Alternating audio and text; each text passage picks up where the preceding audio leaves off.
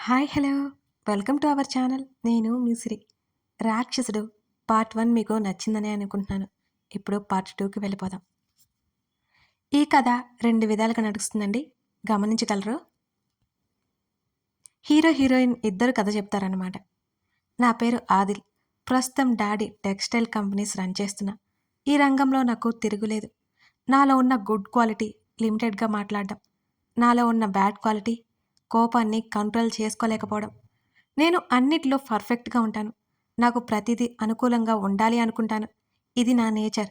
By birth నుంచో వచ్చిందో, daddy పెంపకంలో వచ్చిందో నాకు తెలీదు. నా సర్కిల్ చాలా చిన్నది. నా అనుమతి లేకుండా అందులోకి ప్రవేశించడం జరగదు. ఈ మధ్య అంటే 2 నెలల క్రితం ప్రజ్ఞ నా సర్కిల్‌లోకొచ్చింది. తను రియల్ ఎస్టేట్ రంగంలో రాజ్యమేలుతున్న రాజేంద్ర గారి కూతురు. అనుకోకుండా వాళ్ళ డాడీతో మా ఆఫీస్‌కొచ్చింది. అప్పట్నుంచి తనతో పరిచయం ఏర్పడింది.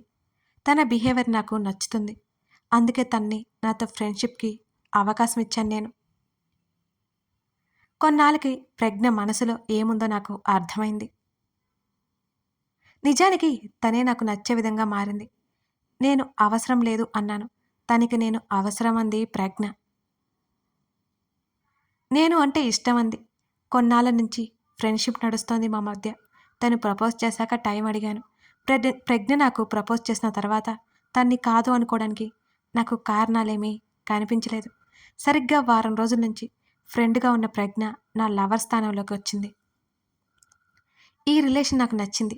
ప్రజ్ఞ మూమెంట్స్ నన్ను తన వైపుకి లాగుతున్నాయి. ఈ విషయంలో ప్రజ్ఞ చాలా తెలివైంది. నన్ను మెల్లిగా తన వైపుకి తిప్పుకోవాలని చూస్తుంది. ఆ విషయం నాకు అర్థమైంది. అది నాకు అర్థమైంది కానీ, ప్రజ్ఞ నా కోసం మారినప్పుడు, నేను మారకపోయినా అట్‌లీస్ట్ కోఆపరేట్ చేయాలి కదా అనిపించింది నాకు. కలవారి అని కాల్ చేసింది. ఇంటర్వ్యూస్ ఉన్నాయి, కుదరదు అని చెప్పాను నేను.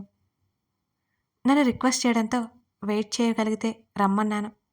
నా వర్క్ విషయంలో కాంప్రమైజ్ అవ్వలేను నేను. ఈ విషయాలు అన్ని ప్రజ్ఞకి ముందే తెలుసు. సో, వచ్చి ఎదురు చూసింది నా కోసం. ఇంటర్వ్యూ తర్వాత త్వరగా అయిపోయాయి. అందులో నాకు ఒక్కరు కూడా సరిగ్గా అనిపించలేదు ఆ ఇంటర్వ్యూలో. నాకు డెడికేటెడ్ సెక్రటరీ కావాలి. అది అమ్మాయైనా, అబ్బాయైనా సరే. So, no compromise.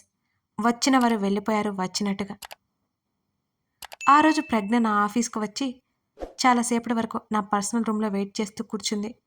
ఇంటర్వ్యూస్‌లో ఒక్కరు కూడా సెలెక్ట్ అవ్వలేదు అనే విసుగుతో, మరోవైపు వారి ఆన్సర్స్‌తో చిరాగ్గా ఉన్నాను నేను. ప్రజ్ఞ చేతులు నా చెంపల మీద చేరాయి. నన్ను ఎవరైనా ముట్టుకున్న చిరాకు. కానీ ప్రజ్ఞ చల్లటి స్పర్శ నాకు నచ్చింది. కళ్ళు తెరిచి చూశాను ప్రజ్ఞని. ప్రజ్ఞ నవ్వుతూ చూసింది నన్ను. ప్రజ్ఞని చూడగానే దగ్గరికి తీసుకున్నాను. ఎప్పుడూ లేనంత అందంగా ఉంది. సున్నితంగా తన చేతిని పట్టుకుని తీసుకెళ్ళి సోఫాలో కూర్చోబెట్టాను. తను నవ్వుతూ నన్నే చూస్తోంది. తనకి నేనంటే చాలా ఇష్టమని ఎప్పుడూ చెప్తూనే ఉంటుంది. నా కోసం ఏదైనా చేస్తాను అంటుంది ప్రజ్ఞ. ఆ మాట నా మీద ఎక్కువ ప్రభావం చూపించాయనుకుంటా. తన మీద నాకు ఇష్టం ఏర్పడింది. తను నా మీద ఎంత ప్రేమ చూపించినా, నాతో ఎంత క్లోజ్‌గా ఉన్నా, తన లిమిట్స్‌లో తను ఉంటుంది. పనిలో ఉన్నప్పుడు ఏమాత్రం డిస్టర్బ్ చేయదు. తను చూస్తుంటే కిస్ చేయాలనిపించింది నాకు. తనని ఒడిలోకి లాక్కున్నాను. ప్రజ్ఞ నాకు సహకరించింది. తన ముఖాన్ని 2 చేతుల్లోకి తీసుకొని, తన పెదవులను ముద్దాడాను నేను. నా చేతులు ప్రజ్ఞ శరీరం మీద కదులుతున్నాయి. ప్రజ్ఞ నన్ను అసలు ఆపనేలేదు. తను నా మాయలో పడిపోయినట్టు నా చుట్టూ గట్టిగా చేతులు బిగించింది. తనకి ఇష్టమే అనుకుని ముద్దుని కొనసాగించా నేను. చుట్టూ ఉన్న ప్రపంచాన్ని మర్చిపోయాను. ప్రజ్ఞ నుండి వ్యతిరేకత నాకు రాకపోయేసరికి తన నడుము చుట్టూ నా చేతిని బిగించి ఇంకా దగ్గరికి లాక్కున్నాను నేను. కాసేపటి తర్వాత ఓ అరుపు వినిపించింది. ఉలిక్కిపడి చూశాము ఇద్దరం అటువైపు. ఒక అమ్మాయి నా క్యాబిన్‌లోకి వచ్చింది. తన్నలా చూడగానే నా కోపం నషాలానికి అంటింది. ప్రజ్ఞ షై ఫీల్ అవుతూ గబగబా నా పర్సనల్ రూమ్‌లోకి వెళ్ళిపోయింది. నాకొచ్చే కోపానికి ఆ అమ్మాయిని చంపేయాలనిపించింది నాకు. నన్ను చూడగానే భయపడిపోతూ కనిపించింది. నా కోపం ఆ అమ్మాయిని గమనించే స్థితిలో లేదు. లోపలికొచ్చేటప్పుడు పర్మిషన్ అడగాలని సెన్స్ లేదా? తన పక్కన గోడ మీద పిడికిలితో గట్టిగా కొట్టాను. ఉలిక్కిపడి గట్టిగా కళ్ళు మూసుకుంది ఆ అమ్మాయి. అయినా నాకు జాలి అనిపించలేదు. మా పర్సనల్ స్పేస్‌లోకి రావడంతో విపరీతమైన కోపమొచ్చింది నాకు. ఎదురుగా అమ్మాయి అనే సంగతి కూడా నాకసలు గుర్తులేదు. ఆ కోపంలో నేనేం చేస్తున్నానో కూడా నాకు తెలీదు. వెంటనే తన బుగ్గలు 2 వత్తి పట్టుకొని నేనేదో చెప్పబోయేలోపు నన్ను అసహ్యంగా చూస్తూ నా చేతులు విదిలించుకొట్టింది. తన చూపులు నన్ను తాకి నాలో ఇంకా విపరీతమైన జ్వాలాగ్నిని బయటికి లేవదీశాయి. పళ్ళు బిగించాను. బలవంతంగా కోపాన్ని అణుచుకున్నాను. How dare you! పళ్ళు బిగించి నేను సీరియస్‌గా అడుగుతుంటే నన్నే చూస్తోంది బెదురు చూపులతో. అక్కడి నుంచి వెళ్ళిపోవడానికన్నట్టు చూస్తోంది ఆ అమ్మాయి. నేను మాట్లాడుతుంటే వెళ్ళిపోతున్నందుకు ఇంకా ఇంకా కోపం పెరిగిపోయింది నాకు. నాకు స్వతహాగా కోపం ఎక్కువ. ఇప్పుడు ఈ అమ్మాయి చేస్తున్న పనులకు ఇంకా కోపం ఎక్కువైపోయింది నాలో. వెళ్ళనివ్వకుండా గోడకి చెయ్యడ్డు పెట్టాను గట్టిగా. నా వైపు భయంగా చూస్తూ ప్లీజ్ నన్ను వెళ్ళనివ్వండి అంది మామూలుగా చూస్తూ. ఆ అమ్మాయి కళ్ళలో భయం కనిపిస్తున్న చాలా మామూలుగా ఉండడానికి ప్రయత్నం చేస్తున్నట్టు నాకు అర్థమైపోయింది. నేను అడిగిన దానికి నువ్వింకా సమాధానం చెప్పలేదు అని చాలా సీరియస్‌గా అడిగాను నేను.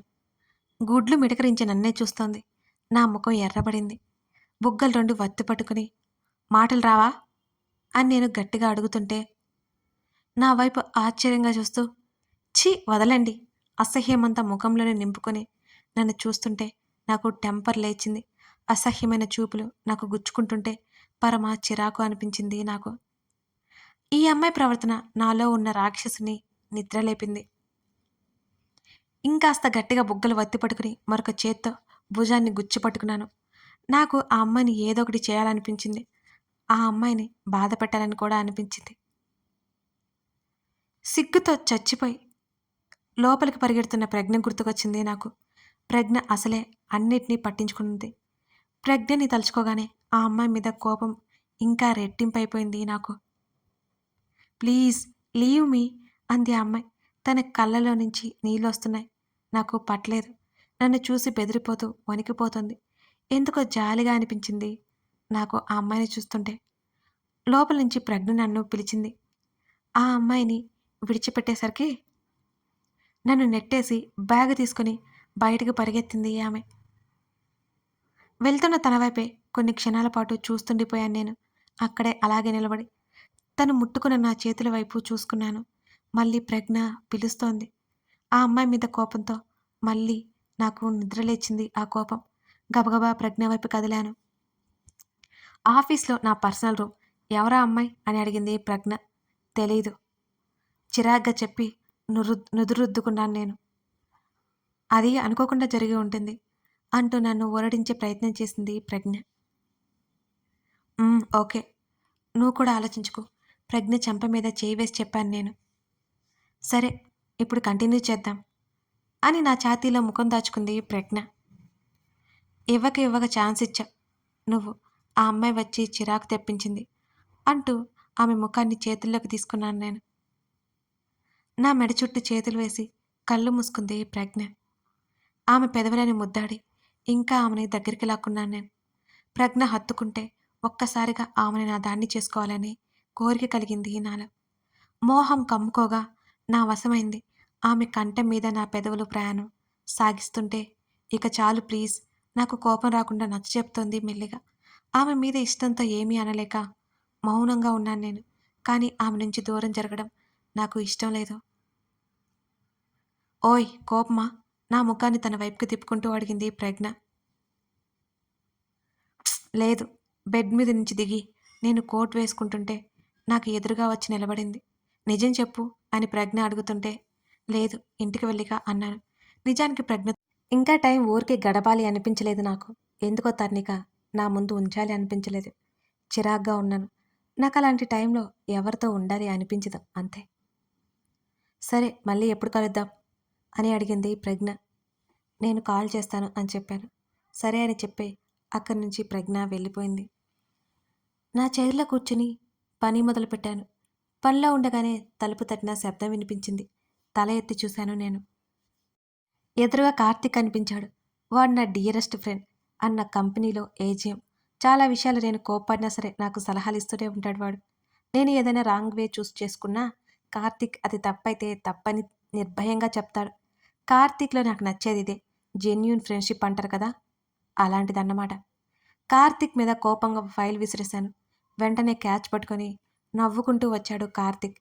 మా ఆది ఎందుకంత కోపంగా ఉన్నాడు? అని నవ్వుతూ టేబుల్ ముందు నిలబడ్డాడు కార్తీక్. ఆల్రెడీ నాతో ప్రజ్ఞ ఉందని నీకు తెలుసు. అలాంటప్పుడు నా క్యాబిన్‌లోకి ఒక అమ్మాయి వస్తుంటే నువ్వేం చేస్తున్నావు? అని అడిగాను నేను చాలా సీరియస్‌గా. అరే! అప్పటి వరకు ఇంటర్వ్యూ జరిగాయి. కాస్త లేట్ అయింది అంతే. కదా! నువ్వు ఏ ఒక్కరిని సెలెక్ట్ చేయలేదు. ఎందుకో ఈ అమ్మాయిని పిఏగా కరెక్ట్ అనిపించింది నీకు. అందుకే నీ దగ్గరికి పంపించాను. ఇందులో నేను చేసిన తప్పేంటి? కార్తీక్ మాటలకు నాకు కోపం సర్రున పొంగింది. వెంటనే పేపర్ వెయిట్ చేతుల్లోకి తీసుకోగానే కార్తీక్ అదిరిపడ్డాడు. అది దాంతో కొడితే పోతాన్రా రేయ్! నీ ఒక్కగానొక్క ఫ్రెండ్‌ని. నేను లేకపోతే నువ్వు ఒక్కడివే అయిపోతావు అంటూ చెయ్యడ్డు పెట్టుకున్నాడు కార్తీక్. వెంటనే దూరం జరిగాడు. దాన్ని విసురుగా టేబుల్ మీద పడేసి, ప్రజ్ఞ ఎంత ఎంబారసింగ్‌గా ఫీల్ అయిందో తెలుసా నీకు? అని విసుగ్గా అరిచాను నేను. ప్రజ్ఞ ఇబ్బంది పడిందని నాకు చిరాగ్గా ఉంది. నా ప్రైవేట్ స్పేస్‌లోకి అది నేను తనతో ఉన్నప్పుడు వేరే వాళ్ళు రావడం నాకు అస్సలు నచ్చలేదు. కార్తీక్‌కి ఏం అర్థమైందో కానీ, సారీరా నిజంగా నాకు తెలీదు. అసలేం జరిగింది? ఆ అమ్మాయి పరిగెత్తుకుంటూ వెళ్ళిపోయిందేంటి? అని అడిగాడు నా వైపే చూస్తూ. తనలా రావడంతో కోపమొచ్చి అరిచేశాను అన్నాను చాలా సింపుల్‌గా కార్తీక్ చెబుతూ. నిజానికి నేను చాలా ఎక్కువగా రియాక్ట్ అయ్యాను అనే విషయం నాకు తెలుసు కూడా. ఓహో! అందుకా ఆ అమ్మాయి బెదిరిపోయి పరిగెత్తింది. తన సర్టిఫికేట్స్ కూడా వదిలేసిపోయింది అని కార్తీక్ చెప్తుంటే ఆశ్చర్యంగా చూశాను నేను. ఒక ముద్దు సన్నివేశం చూసి బెదిరిపోయిందా? లేక నేను కోప్పడ్డం వల్ల బెదిరిపోయిందా? అనే విషయం నాకు అర్థం కాలేదు. సర్టిఫికేట్స్ పంపించావా మరి? అని అడిగాను నేను. మన వాళ్ళు కాల్ చేశారు. వచ్చి కలెక్ట్ చేసుకుంటాను అని చెప్పిందట. అని అన్నాడు కార్తీక్. ఐ సీ అన్నాను నేను. అరేయ్! ఈ అమ్మాయిని ఒకసారి ఇంటర్వ్యూ చేయరా? నీ పీఏగా సెట్ అవుతుందేమో చూడు. ఒకవేళ కుదరదంటే పంపించేద్దాం అని అన్నాడు కార్తీక్. నేను ఎవరి గురించి అంత ఇంట్రెస్ట్ చూపించను కానీ, ఈ అమ్మాయి మీద ఆటోమేటిక్‌గా ఇంట్రెస్ట్ వచ్చేస్తుంది నాకు. ఎందుకో తెలీదు. మేబీ ఈ అమ్మాయి గురించి ఎక్కువ వినడం వల్లనేమో, లేకపోతే ఎక్కువ ఆలోచించడం వల్లేమో. అంతే అంతకు మించి ఇంకేముంటుంది? ఓకే. చూద్దాం అన్నాను నేను. భయపెట్టుకురా తన్ని అని చెప్పేసి కార్తీక్ అక్కడి నుంచి వెళ్ళిపోయాడు.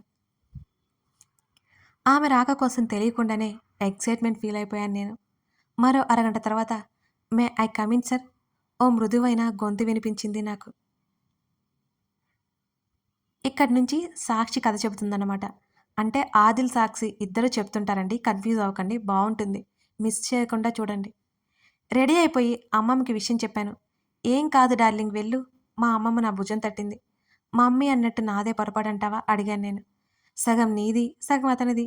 కానీ ఎక్కువ భాగం నీదే ఉన్నట్టు అనిపిస్తోంది సోనా. పర్లేదులే. సారీ చెప్పేయ్. ప్రాబ్లమ్ క్లియర్ అవుతుంది అని అంది మా అమ్మమ్మ. అవును. కొంతమందికి సారీ చెప్తే కూలవుతారు. ఎంత కోపిష్టి అయినా ఆ వడ్డికి లొంగిపోక తప్పదు. గట్టిగా ఊపిరి తీసుకొని మళ్ళీ ఆఫీస్‌కి బయలుదేరాను నేను.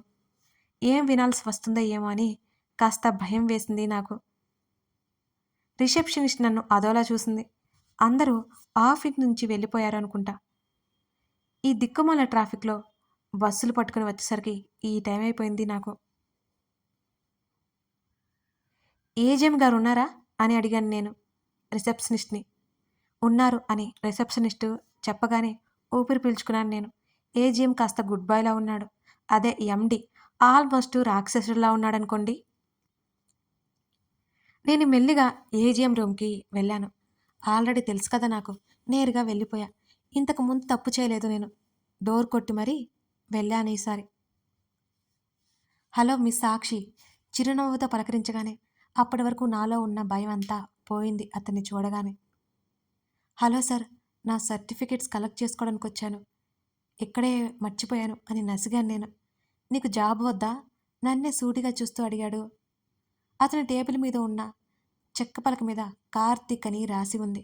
ఇదన్నమాట సంగతి. ఆదిల్, కార్తీక్, సాక్షి, ప్రజ్ఞ ఇప్పటి వరకు నలుగురి క్యారెక్టర్స్ వచ్చాయి కదా. సాక్షి తన కనిపించింది తను చెప్తుంది. ఆదిల్ తనకనిపించింది తను చెప్తాడు. మీరు కన్‌ఫ్యూజ్ అవ్వకండి. కథ చాలా చాలా బావుంటుంది. ముందుకెళ్ళే కొద్దీ. మీకు చాలా నచ్చుతుందండి. అస్సలు మిస్ చేయకుండా చూడండి. ఈ కథ ఒక కాంపిటీషన్‌కి రాసి నాకు ప్రైజ్ కూడా వచ్చింది మరి.